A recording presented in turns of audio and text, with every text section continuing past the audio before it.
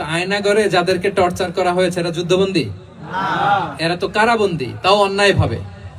Enforce disappearance ছিল, অন্যায় ভাবে তাদেরকে গুম করা হয়েছে।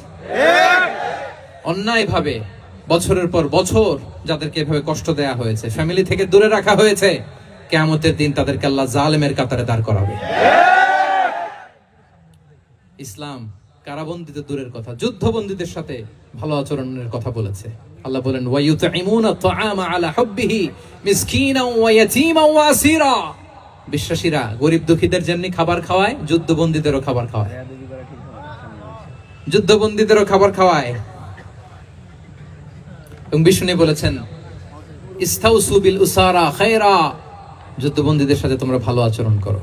বদরের যুদ্ধে 70 জন বন্দী হয়ে আসলো। বিশ্বনবী 70 জনকে সাহাবাদের মধ্যে ভাগ করে দিলেন, বললেন তোমরা খারাপটা খাবে, বন্দীদেরকে ভালোটা খাওয়াবে। কি নমুনা স্থাপন করেছে ইসলাম। ইয়ামামার বড় লিডার ছিলেন, যুদ্ধবন্দী হয়ে মদিনায় আসলেন, নাম সুমামা ইবনে উসাল। নাম কি? সুমামা ইবনে উসালকে যুদ্ধবন্দী হিসেবে আনা হলো। তাকে মসজিদে নববীর পিলারের সাথে রশি দিয়ে বাঁধা হলো। বিষ্ণু বললেন সুমামা, কি অবস্থা তোমার? কি অবস্থা তোমার? কেমন লাগে? তোমার সাথে কেমন আচরণ করা হবে বলো? বললেন মুহাম্মদ, তুমি চাইলে মারতেও পারো, বাঁচিয়েও রাখতে পারো। বিষ্ণু বললেন সুমামা, এ দুনিয়াটাই শেষ নয়, আখিরাতে বিশাল এক জগৎ পড়ে আছে। তুমি যদি শাহাদা বাক্য পড়ো আমাদের ভাই হয়ে যাবা, তোমার সেফটি সিকিউরিটির দায়িত্ব আমাদের, আমরা তোমরা সবাই মিলে এক। তারপর একে একে বিশ্বনবী তার সাথে ইসলামের সৌন্দর্যগুলো তুলে ধরলেন। সালাত কি, যাকাত কি, এগুলো বুঝালেন। বাড়িতে যেয়ে বললেন সবচেয়ে ভালো খাবার রান্না করো, একজনকে দিয়ে মসজিদে পাঠালেন। যুদ্ধবন্দীর সাথে কি আচরণ দেখছেন। এরপরের দিন বিশ্বনবী আবার তাকে ইসলামের দাওয়াত দিলেন। এরপর বাড়িতে এসে একজনকে বললেন যাও আমার ওই উটের দুধ দহন করে তাকে এক পেয়ালা গরম দুধ দিয়ে আস। আমরা জামাইকেও তো এরকম সমাদর করি না, কি বলেন? তৃতীয় দিন বিশ্বনবী আবার খাবার নিয়ে গেলেন, আবার ইসলামকে তুলে ধরলেন। সুমামা তো অবাক, যুদ্ধবন্দীদের সাথে মুসলমানরা এরকম আচরণ করে। 3 বছর বিশ্বনবীর 3 দিন ধরে লাগাতার যখন ইসলামকে প্রেজেন্টেশন শেষ, বিষ্ণু বললেন যাও এবার সুমামা ইবনে উসালের রশিটা খুলে তাকে ছেড়ে দাও। সাহাবারা বলেন কি ইয়া রাসূলুল্লাহ, ভয়ঙ্কর, বিশ্বাসঘাতকতা করবে, মেরে ফেলবে আমাদের। বিষ্ণু বললেন না, আমি যা জানি তোমরা তা জানো না, ছেড়ে দাও। সুমামাকে ছেড়ে দেয়া হলো। সুমামা বের হলেন মসজিদ থেকে, ফিরে তার ভূখণ্ড, তার এলাকা ইয়ামামাতে তিনি গেলেন না। মদিনার মসজিদে নবীর পাশে খেজুর বাগানের পাশে তিনি অজু করলেন, গোসল করলেন, অজু করলেন। এরপর ফিরে এসে বিশ্বনবীর সামনে দাঁড়িয়ে বললেন আশহাদু আল্লা ইলাহা ইল্লাল্লাহ সুবহানাল্লাহ ওয়া আশহাদু আন্না মুহাম্মাদান আবদুহু ওয়া রাসূলুহু। আল্লাহু আকবার। আমি সাক্ষ্য দিচ্ছি আল্লাহ ছাড়া কোনো ইলাহ নেই, আপনি আল্লাহর প্রেরিত রাসূল। হে মুহাম্মদ, আপনার চাইতে নিকৃষ্ট মানুষ আমার কাছে কেউ ছিল না, কিন্তু এখন থেকে আপনার চাইতে কোনো প্রিয় মানুষ আমার জীবনে নেই। ইসলামের চাইতে নিকৃষ্ট কোনো ধর্ম আমার জানা ছিল না, আজ থেকে ইসলামের চাইতে প্রিয় ধর্ম আমার কাছে নেই। মদিনার চেয়ে নিকৃষ্ট কোনো শহর আমার কাছে ছিল না, সবচেয়ে অপছন্দের শহর, আজ থেকে মদিনার চেয়ে প্রিয় শহর আমার কাছে নেই। দিস ইজ ইসলাম। বিশ্বনবী বললেন হে নবী, নবী হে,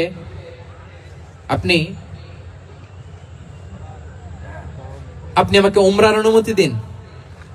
তিনি উমরা করতে গেলেন। বিষ্ণু তাকে তালবিয়া শিখিয়ে দিলেন। এই প্রথম কেউ মুসলিম সুমামা ইবনে উসাল, উনিই প্রথম মুসলিমদের মধ্যে উমরা করেছেন তালবিয়া পড়তে পড়তে, লাব্বাইক আল্লাহুম্মা লাব্বাইক পড়তে পড়তে।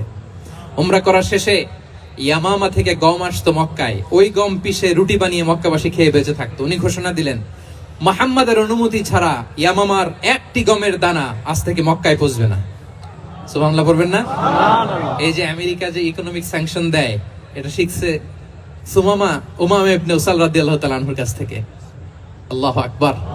তিনি বললেন একটা গমের দানা পৌঁছবে না মক্কাবাসীতে, ওনারা আর রুটি খেতে পারে না। গমের দাম বেড়ে গেল। বিষ্ণুর কাছে চিঠি লিখে পাঠালেন, হে মুহাম্মদ, তুমি যদি উমামারে না বলো আমরা না খেয়ে মরবো। পরে বিশ্বনবীর হস্তক্ষেপের মধ্য দিয়ে আবার ইয়ামামা থেকে গম আসা শুরু হয়েছে। সুবহানাল্লাহ পড়ে। প্রিয় ভাইয়েরা, তাহলে বন্দীদের সাথে, যুদ্ধবন্দীদের সাথে বিশ্বনবীর আচরণ কেমন ছিল টের পেয়েছেন? অনুধাবন করতে পেরেছেন? কষ্ট হচ্ছে আপনাদের?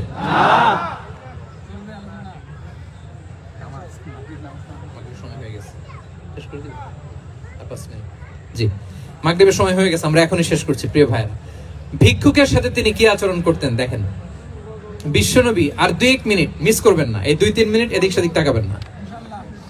ভিক্ষুকের সাথে কি আচরণ, বিশ্বনবী কখনো না বলতে পারতেন না। কেউ হাত পাতলে কি বলতে পারতেন না? পারতেন না।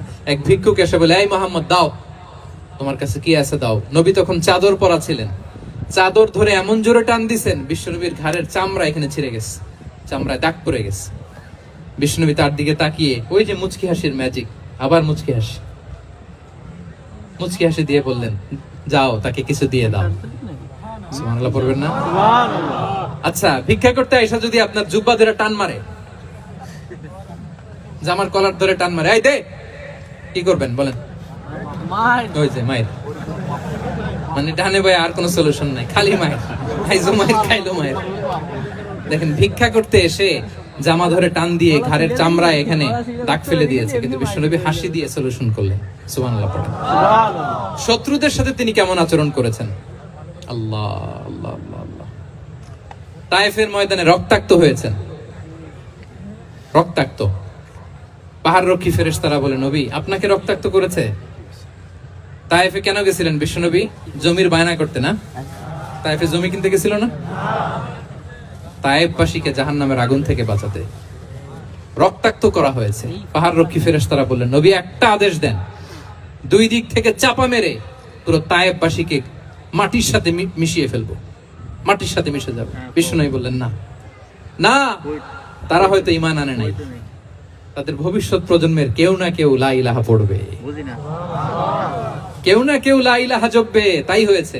তায়েফে যদি যান, আল্লাহু আকবার, মসজিদ আর মসজিদ, শান্তি আর শান্তি। আল্লাহু আকবার।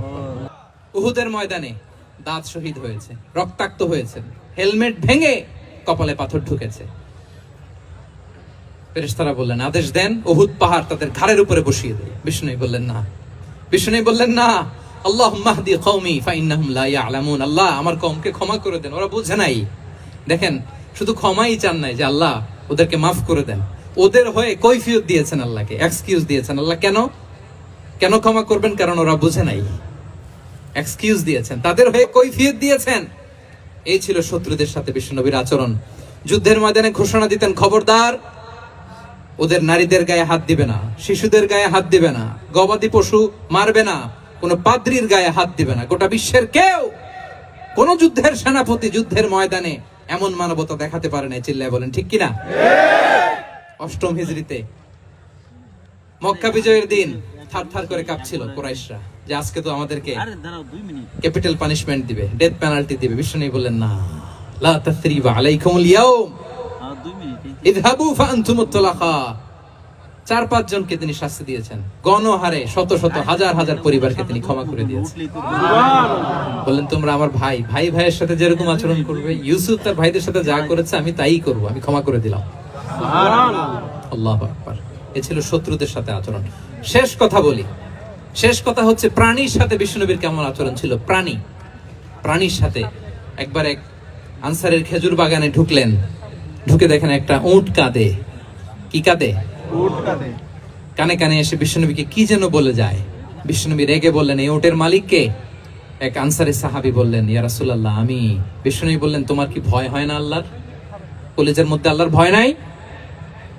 আল্লাহ তাআলা দয়া করে ওটের মালিক তোমাকে বানিয়েছে, ওট কানে কানে এসে আমাকে বলেছে তুমি তাকে কয়দিন ধরে খাবার দাও নাই, আর তাকে দিয়ে কাজ করিয়েছো অনবরত। খবরদার, কিয়ামতের দিন আল্লাহ তাআলা জালিমের কাতারে তোমাকে দাঁড় করাবে। প্রাণীর জন্য বিষ্ণু ইসলাম কত দয়াদ্র ছিলেন। জবাই করার সময় বিষ্ণু বলতেন, ইহসানের সাথে জবাই করো, ছুরি ধারালো করে রাখো। কুরবানির সময় আমরা প্রাণীটাকে কি করি? আদর করি না মেরে ফেলি? বলেন তো, জবাই করা মানে কি? মেরে ফেলতেছি। বিষ্ণু বলেন, ইদা কতালতুম ফাহসিনুল কিতলা, মারবা ঠিক আছে কিন্তু মন মতো না, ইহসানের সাথে কতল করো। ওয়ালিয়ুহিদ্দা আহাদুকুম শাফরাতাহু ওয়ালইয়ারিহ যাবিহাতাহু, ছুরিটাকে ধার করে রাখো যাতে করে খুব সহজে তার রুহটা বের হয়ে যায়। সুবহানাল্লাহ। দেখেন, আমরা নিজেদের সাথে একটু মিলাই। বাংলাদেশে দেখেন তো, কুকুর একটা দেখলে আমরা কি করি? হ্যাঁ, হয় লাথি না একটা ঢিল। বিড়াল দেখলে কি করি? হয় দাবরানি দেই, নয় দৌড়ানি দেই। এরকম আছে না নাই? উন্নত দেশগুলোতে দেখবেন রাস্তার মাঝখানে একটা ছোট্ট সাপ, পুরো হাইওয়েতে সবগুলো গাড়ি থেমে গিয়েছে। একটা হাঁসের বাচ্চা বাঁচানোর জন্য, একটা সাপের বাচ্চা বাঁচানোর জন্য, আর আমরা পাখির মতো মানুষকে গুলি করে মারি।